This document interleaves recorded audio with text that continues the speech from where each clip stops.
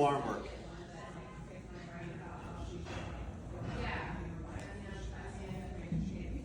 Highly boring.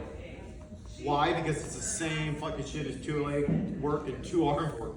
And what I mean by that is just because I take and turn it into a single leg squat doesn't mean I lose my principles. Principles remain the same. It's literally teaching an amputee how to squat, right? Like it'd be no different than teaching Emily how to do a pistol. Same fucking thing. So you will run into all kinds of imbalances of the hips and knees and ankles that you maybe wouldn't have been aware of on two leg work, right? That's why we like the unilateral work. But if I'm thinking about like a lunge, it's still, for easy conversation, those 3 points of contact. That knee's still tracking over that second toe. None of that changes. I still apply force or torque through the hip to keep that knee over that toe based on how heavy my load is, right? I still apply rotation through the shoulder from the lat to maintain my positions based on how heavy that load is, right? So whether I'm single arm bench pressing, single arm pressing, or doing lunges, the principles remain the same.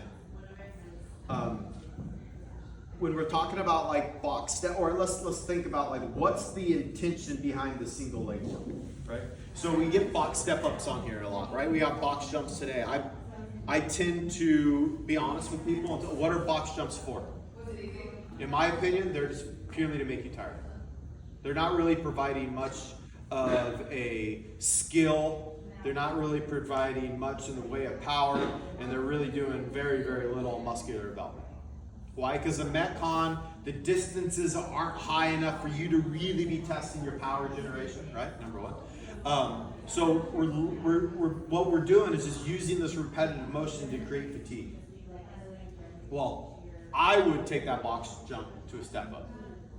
If I'm just trying to get tired, there's way easier, lower skill, lower risk reward items for me to do to get tired. I can do burpees and not tear the skin off my shit, right? So box jumps for me, most of the time become box step ups. Then I have to ask, what's the intention behind the step up? Is the tension behind the step up to carry tension through the muscle for muscular development? If it is, then I'm walking up to something and I'm setting my athlete up in a way that, just like their squat, they have enough range of motion to stay in the muscle. What will happen is you'll go give me a taller box, my foot will rise up higher, I will have to lean more into this, I will have to push more off my back leg, and chances are from the side view, you can see a little butt wrinkle. Well, now this is a single leg squat. A single leg squat should have the same principle as a two leg squat, right? So I should be big toe, little toe, heel rooted. I should be knee over second toe. And if I'm loaded, then I better not be compromising through my spine. So a lot of the time we see single leg box step ups, and we see everybody go grab 24-inch boxes, and they're up here. And then they're leaned over, they're round out their back, and they're pushing off their back leg. Okay, well, let's be honest, what is that? It's kind of like a thruster. There's not a lot of isolating muscular development happening. There's a lot of bouncing out of the bottom and creating a whole bunch of force. And when we get a really high box, the same sort of thing happens. I have to push off this leg, and I'm leaking power out of these broken joints through my hip, and I'm loaded. Wait, time out. It should be the same principles, right? So if we know today, if two feet on the ground, big toe, little toe, and heel rooted, and a neutral spine, not moving through here, I can get to hip right below hip crease, or hip right below knee, right? Hip crease right below top of knee, that'd be considered full range. Well, then I probably want the same thing here on my box step up. Hip a little bit below knee. Now I can brace, hinge in, find my glutes, not push off my back leg at all, and come all the way up. No different than a box, no different than an air squat. That makes sense? Yeah. Right. What happens if the box gets too high? Too many other joints having to compensate or come into play to get me up there. We've now lost the unilateral aspect of training the single leg. Well, all right, well then why don't we just go back to squats then? And these are the kind of conversations I think we can have with athletes is, why are we doing a lunge? To train one leg separately than the other. Why are we doing box step-ups? To train one leg separately than the other. then if the load's so heavy that this one has to come into play all the time, we're not training one leg separately than another. If the box is so high that I have to push off of this, then I'm not training one leg separately than the other. They were training egos. Right? So having some explanation of why we're looking for these kind of positions so that you can stay in one leg. Now, you may have somebody who's crazy strong and they got their foot up here and they can do it. There's nothing wrong with that. But understand, where are we starting people? We should be starting people in a place where everybody can play in the game, and then the fringe can go play up here in a higher level. But we want the majority to play in one level field, right? So where do I start? I started like a 12-inch box. We got these soft boxes, and you can slowly start to build. You can build with plates. We can get all kinds of creative ways to get up there, right? But the principle remains the same. Big toe, little toe, heel rooted, knee over second toe. I'm still creating force through the hip to keep that knee over that second toe. If I'm loaded, I'm still thinking about neutral spine, and I'm trying not to use this free leg. That's why we're doing the unilateral work.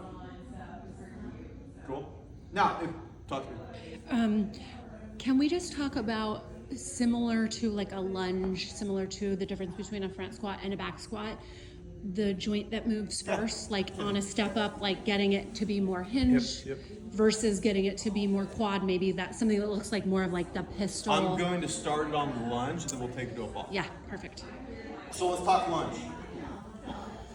We get asked often, Coach, if I step back my lunge or step forward my lunge, what should I do? Should I step back? Should I step forward? It's more about what muscles do we want to isolate from our lunge, or where do we want to bias? Okay? When we do a lunge, it's really, really hard to isolate only one, but we can bias areas, right? So if I get both of you just to drop down into a lunge, and what I'm going to have you do is I want to have your first lunge, both of you step down to lunge and have your first lunge vertical shin. Okay. All right. So if we just think about, take your free hand, put it on top of your legs so you can feel the muscles, right? If we think about in this pattern right here with a vertical shin, you can feel your quad. Quad is probably, you're probably aware your quad's there, but it's not under much tension right now, right?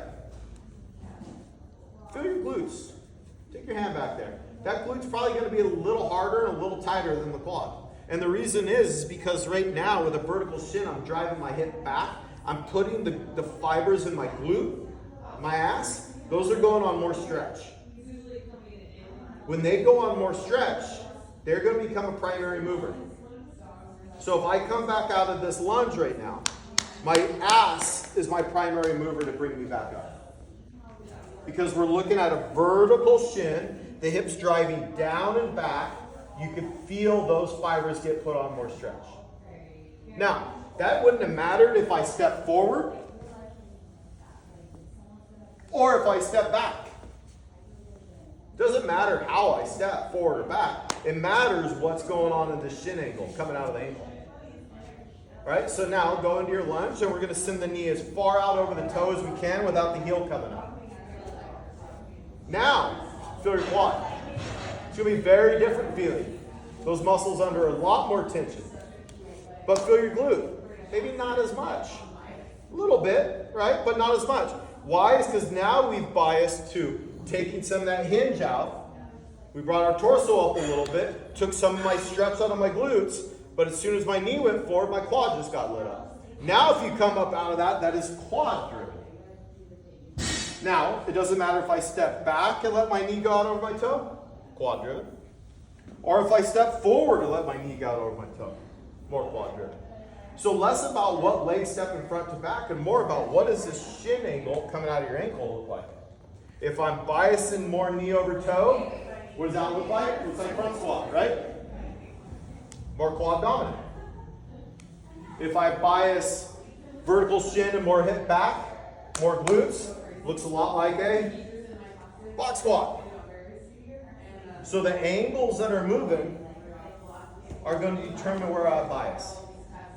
In general, the first joint that breaks carries a majority of the load. So like we can take that principle back to your push press. Ferdy said break in the hip and knee. Boom. If I break in the hip and knee at the same time, probably doing a pretty good job of separating that load over 2 muscle groups. If I break in the knee only, knees and quads, took the majority of the load. A little stretch of my calves. If I break at the hips only, ass and lower back took the majority of the load. Not much out of my quads. Same thing's going to happen here on the ground. How I shift that shin angle around is going to determine who carries the majority of the load. You can make it even more intense by putting somebody up on a wedge, right? If I elevate that heel and then I start driving that knee out forward, I get a lot more ankle flexion, right? I get a lot more knee over toe, even more quad dominant. So you can bias your lunge based on shin angles, just like you would your back squat. Shin angles bias the muscles that get worked in the back squat. That makes sense? Yeah.